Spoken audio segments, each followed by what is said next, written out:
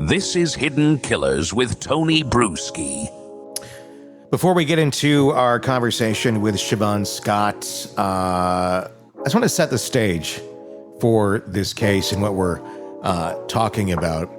Because this isn't just another tragic story. It's a case that really makes you think about the systems that are at play around us, and can you trust them? I think in some cases you can, in some cases you can't. How that all falls and where that all falls, I do not know the answer. It's a scary proposition when that's the system that you're relying on to keep you safe, to not abuse your own children, to abuse any child. Especially when they have a program that brings kids in. Sandra Birchmore was 23 years old. She was pregnant and she was dead, alone in her apartment in 2021. At first, it was ruled a suicide. Case closed. Except the math never added up. A young woman, newly pregnant, plans for her future, dead by her own hand. It didn't sit right with anyone paying attention, and eventually the feds stepped in. What they found wasn't just negligence, it was rot. According to federal prosecutors, Sandra had been groomed since she was 15 years old by Matthew Farwell, a Stoughton police officer who met her through the department's Explorer program. A program meant to empower teens, not to prey on them. He allegedly exploited that trust for years. Then, when she threatened to speak out, strangled her and staged her death to look like a suicide. This wasn't a random act of violence. This was premeditated, predatory, control. And worse, Farwell wasn't the only officer in her life. Several cops reportedly had relationships with Sandra. None of them have been charged, mostly just quietly resigned, certifications expired, doors shut, things like that. But here's what's easy to miss. This isn't just a case about legal definitions or prosecutorial strategy. It's about power, manipulation, and how the human mind, especially a vulnerable one, gets twisted into thinking abuse is affection. It's about a young woman who thought she was loved, and about the grown men who knew exactly how to keep her believing that lie. So today we're talking with psychotherapist Shavaun Scott, someone who understands the psychology behind grooming, control, and the long shadow of trauma, because if we want to understand what happened to Sandra Birchmore, we have to go deeper than the crime. We have to understand the conditioning that made it possible. It's that position of trust. And I think particularly for a young girl who needed nurturing, who needed parents, she had lost her mother, she needed a father. She didn't need someone to have sex with. Mm-hmm. But there is that sense of, if it's a doctor, which we hear about those awful cases sometimes, someone in law enforcement, there's just an added trust that this person is legitimate, that you can count on them, and that they have your best intentions in mind. And clearly, we hear about these awful stories where this turns out to be the opposite. What is really disturbing about it is, still at this day and age, you'd think, we're a little more educated on this in our society, about reporting things, about getting word out there, about stopping things. She talked about this relationship with Farwell to many people for many years, going all the way back to her being a minor, a child. And no one did anything. Nobody stepped up. Nobody said, hey, we should look at this department further, or I guess the question is, or did they? And it was all just meeting the doorstop of the police department, not, being the ones to look in on themselves. But from what we understand, she was talking, and a lot of people were just kind of looking the other way. I don't know what that is. Is it just not wanting to get involved in this messy, icky situation, or what is it? When we have children talking about relationships with people very much older than them, and people just going, well, that I remember seeing that as a teenager. Granted, that was 30 years ago, Right. But it still seems to go on to this day. Yeah, we like to think that people have learned a thing or two. And certainly we came up with rules for mandated reporters for people like medical staff and doctors and therapists, of course. We all have to legally report any kind of contact, sexual contact that a minor has with an adult. And that's the way it should be. But you would think that other people would step up and do the right thing. And so you have to wonder about the social network that Sandra ran in, that so many people didn't see this or didn't know what to do. Again, it doesn't speak well of our society that we're not as advanced as we like to think we are.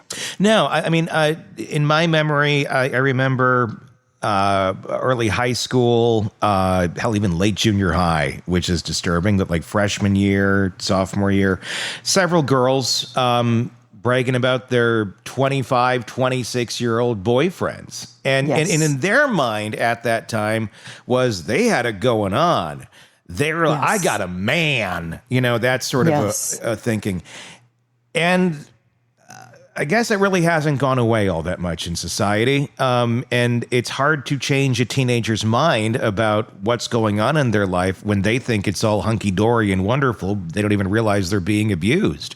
Exactly. Have we gotten better at this? Have we gotten better as a society, educating people, educating kids about this sort of thing, reporting this sort of thing? Or is this just as rampant as it's always been? Yeah, it would be nice to know how to get research on that. Yeah. I certainly don't hear as many kids bragging about it. I think it still happens a lot. It happens a lot through social media and the internet where, 13, 14, 15-year-old girls are groomed by older males.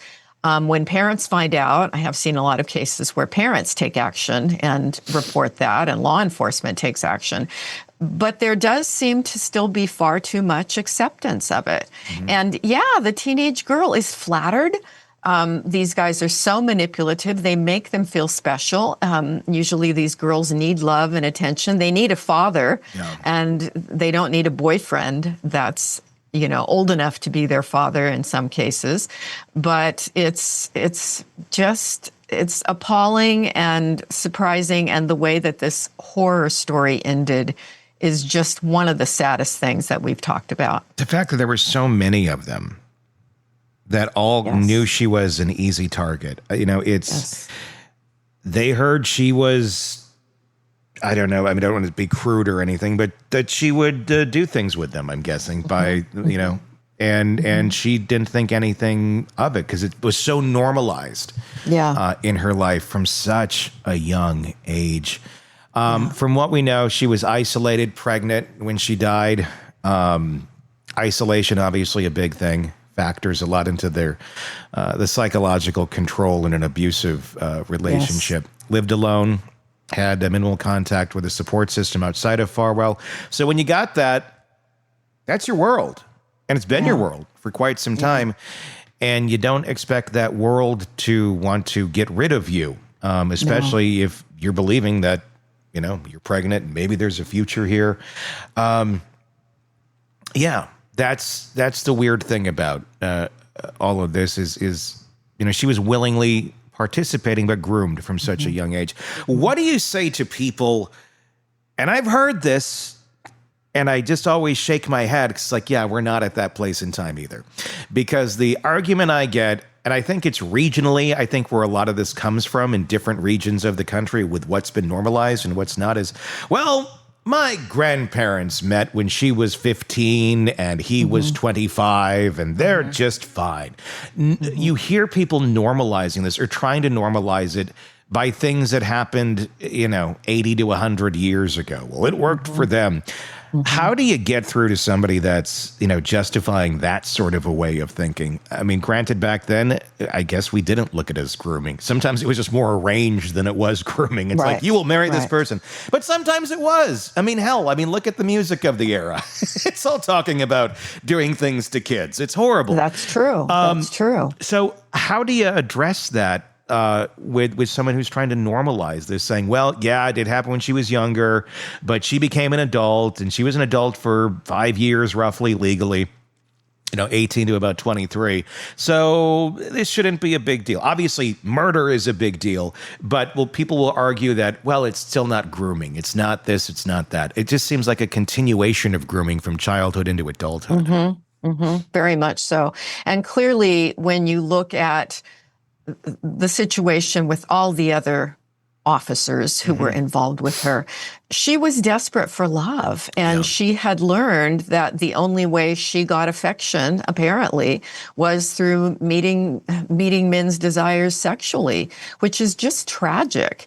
And, when I don't run into that often with the people that I see who would justify something like that. I do run into parents finding out about these kind of relationships and being very angry and trying to take legal action. So I think, again, it probably depends on the part of the country you're in and the social circles that you run in.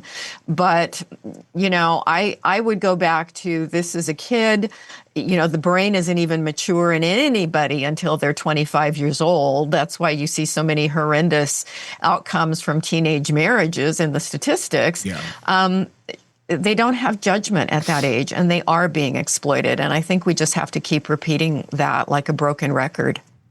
And it would be so difficult, honestly, I think, for Sandra to see what was going on in her own world, because she was just so close to it. It raises the question of consent when you have this kind of a power imbalance. It's extreme. Obviously, you don't have consent when they're underage.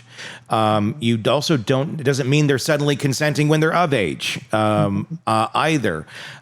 Is it ever consensual when you have a situation like this where she's been groomed by these officers, she's known them since childhood, and now she's sleeping with them? And they're just like, all right, let's pass her around, it seems, allegedly. That's a big thing. Is that ever consensual after you've been groomed by these very people? And that person may think it is at that moment in time, that victim, but is it really? Yeah. It's such a gray area when you have a person who is perhaps not psychologically well. And I think, you can look at it legally. It may be considered consent over 18, but on a psychological level, maybe this person is just always going to be a target for predators. I worked with a sex offender in the past who targeted young women. Now, they were over 18. He had been arrested for offending against children. And so I was working with him years later to try to keep him from offending again. It was when I was working in one of the forensic programs. But the way he got around it very strategically, he found mentally handicapped women over 18 who clearly were not capable of understanding who this guy was and what his history was, but he would sweet talk them, and they all fell in love with him because they thought he was such a great guy. But they clearly were not of normal IQ, and he had a radar for finding the vulnerable, which was just horrifying. But legally in that program, there was very little we could do about it because they were over 18. And if we had them come in and interview them, of course, I'm in love with him. So we've got this messy situation in our society. That conversation right there is the one that we should have been having decades ago. Because Sandra Birchmore wasn't just a victim of a violent act. She was the victim of a long game, grooming that began when she was still forming her identity.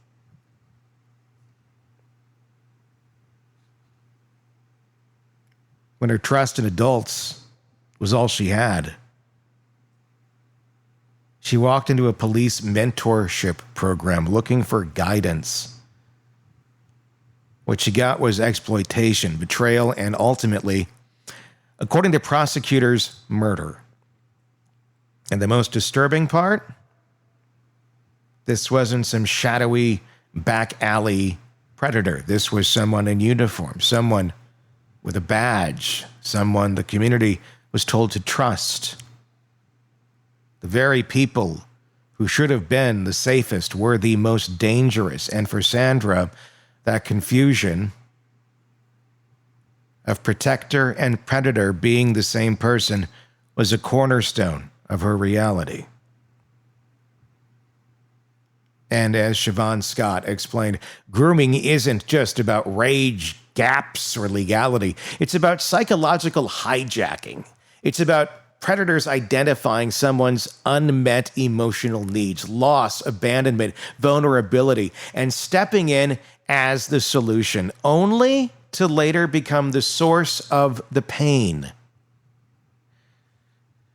When that starts young, even adulthood can't undo the wiring. It makes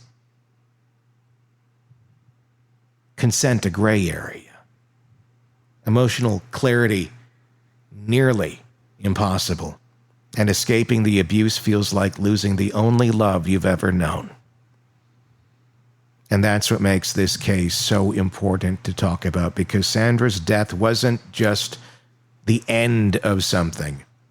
It was the inevitable conclusion.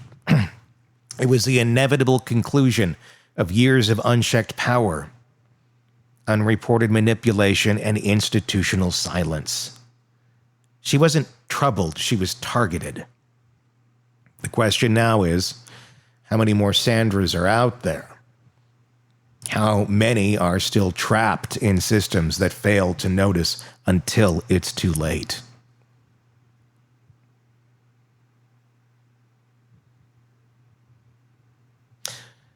Your thoughts on this case. Love to hear them in the comments section on YouTube. And if you're not already on our YouTube channel, please do check it out. Just search Hidden Killers with Tony Brueski, and you'll find us there. And you can comment on all of our stuff. You can even get in on stories before they're released to the public, to everybody else. You can check that out on YouTube as well when you become a subscriber to our channel and become a member there. So check that out and press subscribe wherever you're listening. We always greatly appreciate that. Until next time, my name is Tony Brueski. Thank you for watching. Thank you for listening. We will talk again real soon. Craving non-stop true crime updates? Press subscribe now and get the latest cases, analysis, and expert commentary delivered straight to your feed. Only from the Hidden Killers podcast and True Crime Today.